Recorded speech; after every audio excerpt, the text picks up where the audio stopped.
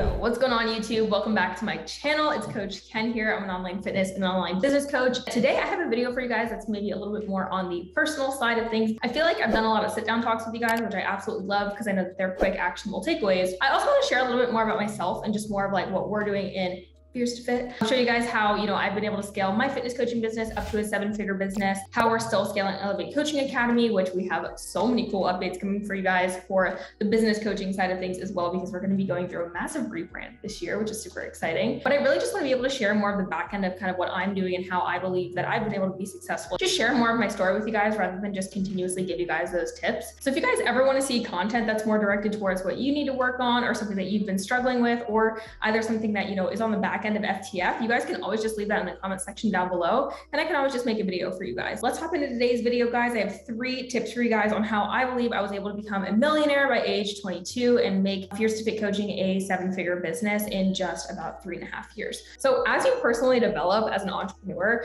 you are literally unlocking different identity levels for you to just be more successful for your entrepreneurial journey as well as in your business. And so these 3 tips that I have for you guys are actually super simple, and they actually require a lot of mindset work as well, I believe, to kind of get to the point where you can be super confident in yourself. I will tell you guys, coming into my entrepreneurial journey, I had already done a lot of mindset work. I went through an eating disorder. I'd been through therapy. I'd been through recovery. I isolated myself, to be honest, from age 15 to 19. So I'd done a lot of just reading, a lot of habit shifting, honestly studied up on psychology a lot as well. And it fascinates me. Human behavior fascinates me. I think it really takes a lot of mindset work to get to a level of confidence where, you can just go full throttle in your business and also not let as many limiting beliefs hold you back. So the number one thing that I would say really helped me build up a 7-figure business when I was, at a younger age was that I never really projected things to fail. Oftentimes I hear coaches nowadays when I will advise them and be like, hey, we're going to implement this, we're going to implement this. And they'll ask me, well, hey, what if it doesn't work? What if this fails? What if this doesn't go the way that we planned?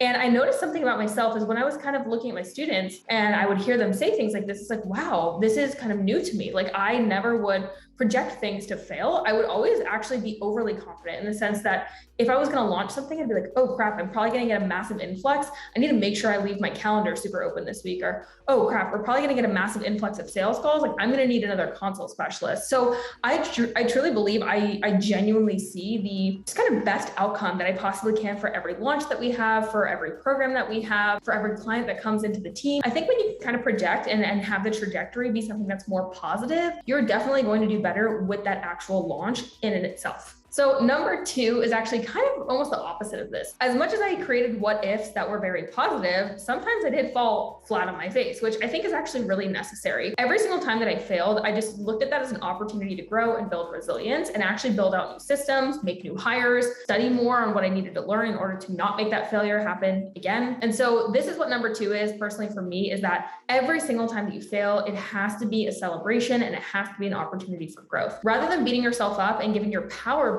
to whatever that thing is, whether it's a client falling off, whether it's a launch going crappy, whether it's you not making a sales call happen, if you're continuously weighing yourself down because of little things that happen here and there, a missed sale, which, I call them little, of course, sometimes they feel really, really big and daunting, but if you are constantly getting yourself wrapped up and giving your power back to that, it's going to be really tough for you to actually take that as an opportunity to learn and to grow. So it's important that you review KPIs. It's important that you review your failures and you look at them as an opportunity to continuously grow. Okay. And number 3, this one is personally my favorite. I genuinely believe that a lot of heart-centered coaches are the ones who are just freaking crushing it in the space. For me personally, I constantly ask myself, how can I provide more value and how can I be more creative rather than how can I generate more leads? How can I sign more clients? And I think the biggest thing is because of that, we've cultivated such an incredible community here at Fierce to Fit as well as Elevate Coaching Academy. Our group chats are constantly popping off without me even needing to post in them. Our coaches are just so freaking incredible and just super, super connected to one another. And, we're constantly pouring back into our people with giveaways, our Facebook groups, free challenges, free resources to our email list, and then constantly pouring into our client delivery with our group chats popping off, group calls on the regular. There's so much value that I believe I've been putting back into the marketplace. And